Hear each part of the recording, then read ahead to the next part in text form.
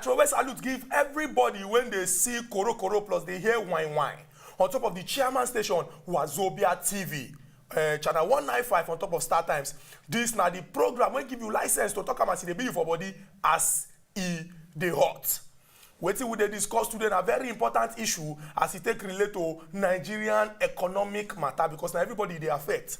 Robert Windrem, one man wey sabi book well for article when he write inside Thisday Newspaper of November 30th, the man wear glass.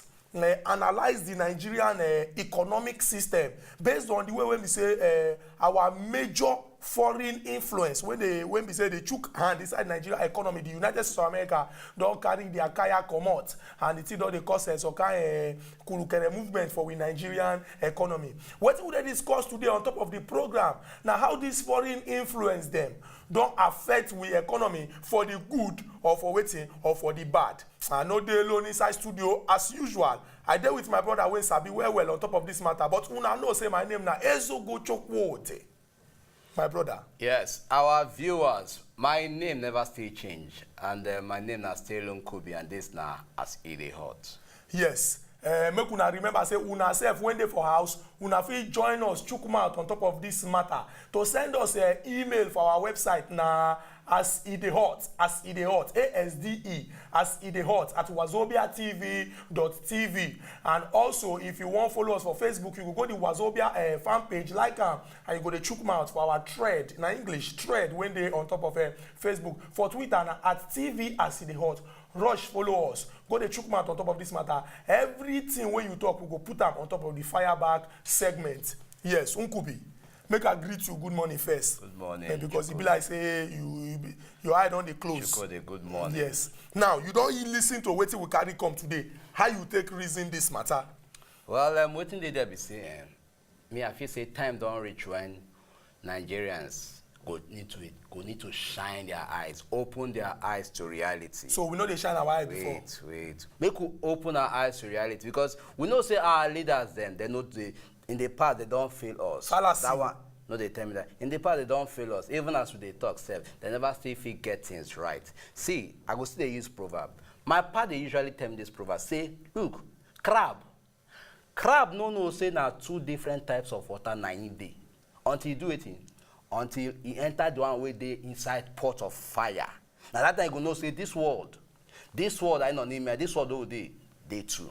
I don't tell you say all these quotes when you go come here, this proverb. This thing no be Ohaneze Ndigbo meeting, not be village meeting with so we dey discuss as it dey hot.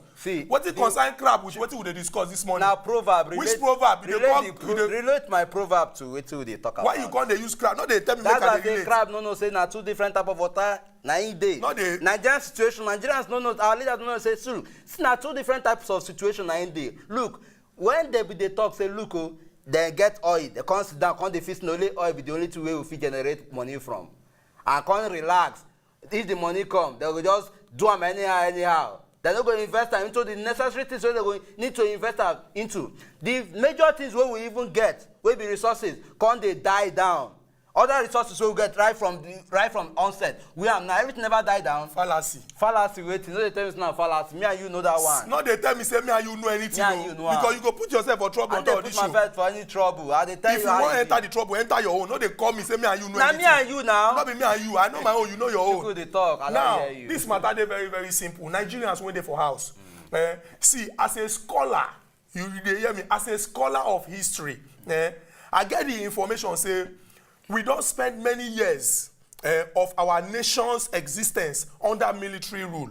You self go agree with me, say, for the 50-something years when we say Nigeria don't exist as nation, to a certain extent, we don't spend a greater part of these years somehow under military rule.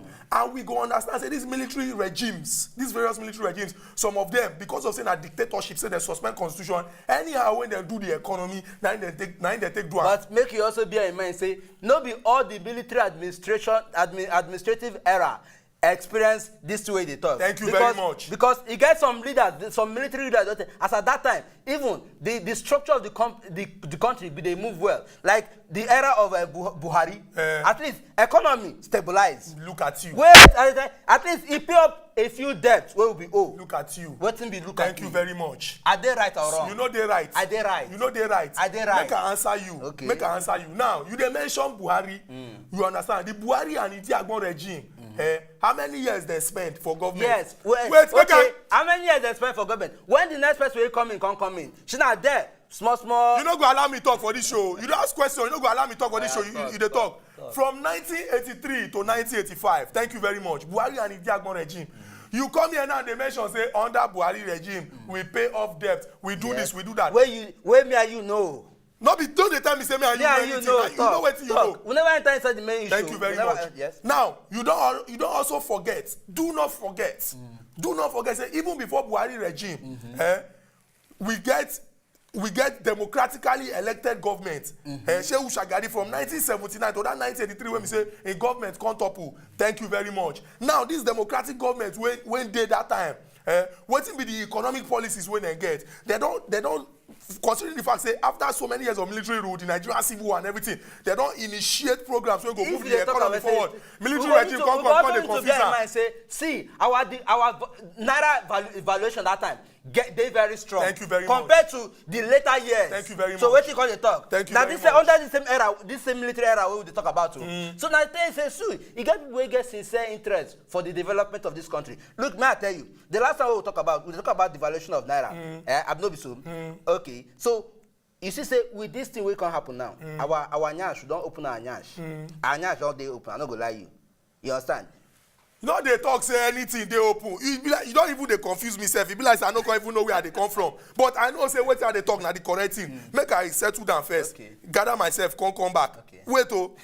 We go rush enter break. When we come back from this break, we will continue this discussion. Make una no go anywhere. We dey come back. See, what will they discuss?